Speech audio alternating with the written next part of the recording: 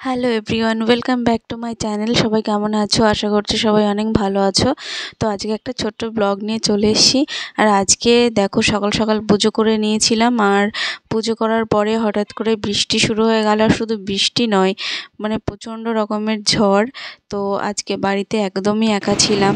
আর এই দেখো বাইরে প্রচণ্ড রকমের বিদ্যুৎ চমকাচ্ছিল আর বাজ পড়ছিল।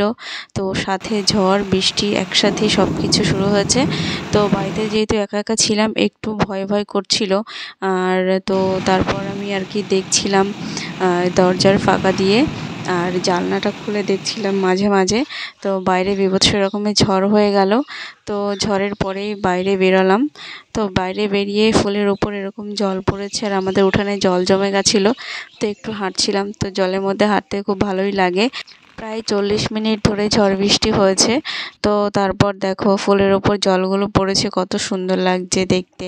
তো বাইরে এসে আর ওই ফুলের ফটো আর কি ভিডিও করছিলাম। বৃষ্টি তো অবশ্যই ভালো লাগে, কিন্তু ঝড় বৃষ্টি একসাথে, তার উপর বাড়িতে একা, তো একটা ভালো এক্সপিরিয়েন্স হয়ে গেল আর কি। মানে পুরো ঝড়টা একা একা কাটিয়ে দিলাম। আর বীভৎস রকমের ঝড় হয়েছিল, দেখে তো তোমরা বুঝতেই পারছো। তো তোমাদের কোথায় কোথায় বৃষ্টি হচ্ছে কমেন্টস করে জানিও। তো চলো আজকের মতো টাটা, অনেক ভালো থেকো সবাই।